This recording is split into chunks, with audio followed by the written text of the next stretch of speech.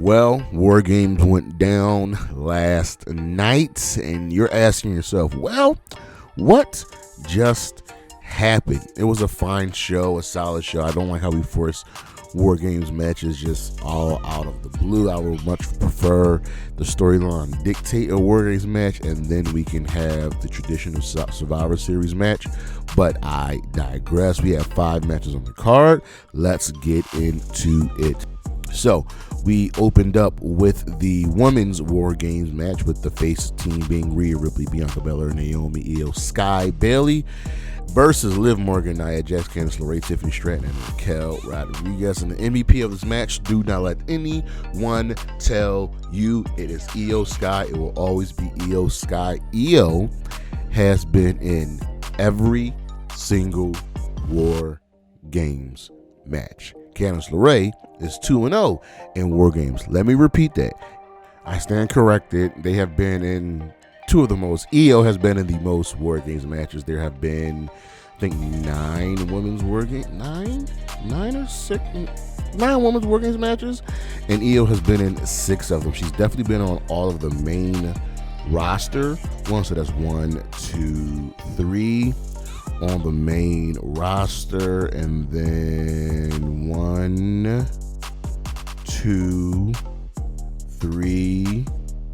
No, Io's been in every single women's WarGames match. I do not stand corrected. So she is the true MVP. But let's get back to the card. And this was a fine match. Like I said, Io was the true MVP of this match.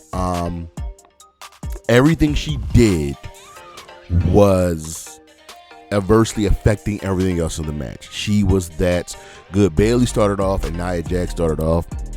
We built and built and built. This is going to be the same thing that happened with the men's match, but the heels were just a better team and somehow still lost. Wink, wink, nudge, nudge. Spoiler. The crazy spots were Io doing her trash can spots and Tiffy doing a swanton off the top. But also, she hid the Money in the Bank briefcase in the trash can and was very much going to cash in, as both Tiffany, Liv and Nia were both laid out in front of her, but Raquel stopped her. But ultimately, the faces won here with Rhea getting her revenge on Liv Morgan, hitting a riptide off the top rope through a table. This match did take a while to get going, but it did pretty well. The crowd was invested, and Raquel Rodriguez is not over, but it was really the match was really built around Rhea going after Liv and Bayley's history with her teammates, especially Io and Bianca. But they limited the interaction between Liv and Rhea. So there's more to come with that. But this was really, really good. I thought the Tiffany cash-in was going to go down, but it's good. The match was good. With the novelty of the WarGames match is starting to wear up, because you keep doing the match every single year. You have to go back and do the classic elimination matches, but this was fine. It was good. Then we had the United States Championship as LA Knight absolutely decimated himself. Shinsuke beat his ass. Shinsuke was in control for the most of the match, and that Black Mist got to LA Knight. The crowd was definitely invested, and super evil heel Shinsuke is just over. This new character is just good. Knight was overcome and overwhelmed by Nakamura's presence, but Nakamura walks away as your new United States champion. I don't know why the crowd was surprised by the finish, and you knew it was coming. LA Knight was the right guy to take the championship over Logan Paul, but his reign hasn't been that great, so maybe the second go round will be good for him. This was just a solid affair with Shinsuke Nakamura doing what he had to do. Then we had, my opinion, the match of the night. Yes, the Intercontinental Championship triple threat match. Bron defending against Sheamus and Ludwig Kaiser. And once again, Sheamus was this close to winning. There were multiple opportunities where the match was won. It was in the bag for him, and something stopped it, whether it be Ludwig, Kaiser, whether it be Bron, Breaker. The real crux of this match was Sheamus and Kaiser's rivalry, which I think is really, really good.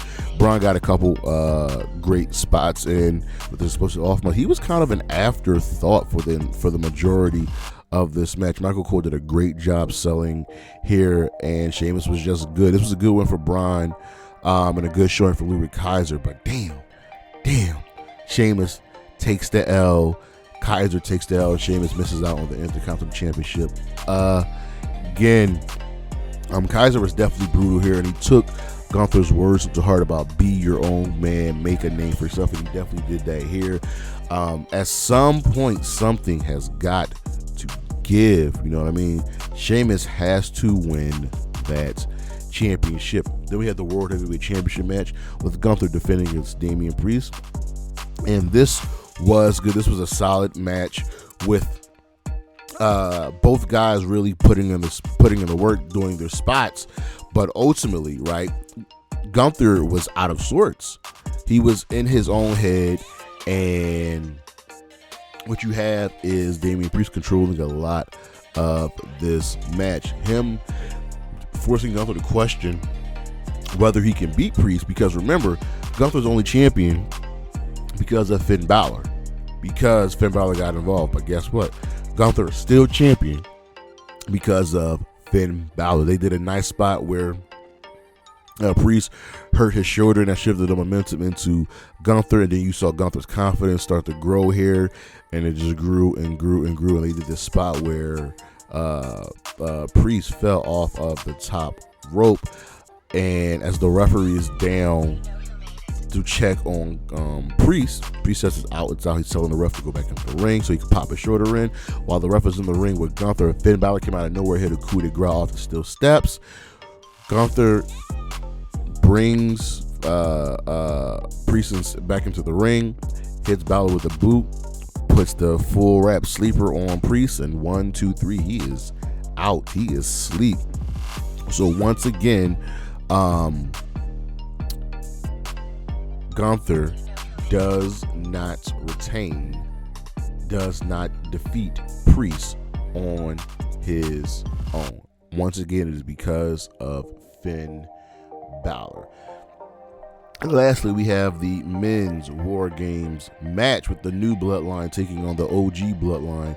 And this was fun. The new Bloodline teaming with Bronson with the OG Bloodline teaming up with CM Punk. And this was good. It was very, very story driven. Here's the thing. The OG Bloodline of Bronson Reed were a well-oiled machine. They had a plan and they stuck to it. This was absolutely fun. And there were nice little callbacks to the previous Bloodline match. For example, Tonga Low was supposed to go into the match, but Solo called an audible and sent in Jacob. And Jacob Fatu was the MVP of this match. Hands down, bar none. It took a lot to put him down. There was always beef. And on the other side between Punk and Roman Reigns, Punk knew he could do whatever he wanted to Roman, egg him on, because Roman needed Punk's help. And Punk was going to go into the match, and Roman stopped him and sent in Jimmy. Jay started the match. And then when Roman's about to go in, Punk just goes ahead of him. So there's heat there. I'd be cool with a feud between these two. Bronson Reed was going for something. Remember, he went for a tsunami off the top of the cage through a table, and he missed as Punk saved Roman Reigns. This was good, but ultimately OG Bloodline won as Solo Sikoa was the last man standing and took his licks from the face team. This was fine. Nothing happened after the match. OG Bloodline celebrated, threw up the ones.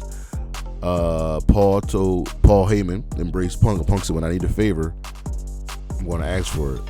And Paul was like, "It's all yours." So this was a fine match. these WarGame matches are good. There's good story there. There's a lot of bits and pieces here. I really thought the heel team should have won, just to put the OG Bloodline behind the lines for some here. The women's WarGames match, featured a lot of amalgamations of different feuds being sandwiched together that can work, but really didn't do anything. Whereas this one had the storyline all lined up. This fit a WarGames match. The woman didn't need a WarGames match. Ultimately, this was a good show. It was a fine show. I'm going to give it a 7 out of 10. We'll see where things fall in line at the end, because I want to know what this favorite CM Punk is going to ask for. But is this story over with the OG Bloodline versus the new Bloodline? There's got to be more, right? Because we have to get Jacob versus Roman. But that is what just happened. Survivor Series WarGames 2024. It was a fine show. It was a good show. Maybe not do WarGames next year. And I know we're doing Elimination Chamber coming up in February. Maybe not do that match either. You're making the match not matter anymore. But I digress. That was the show. Thank you for listening. Thank you for watching. I'll see you when I see you. Peace.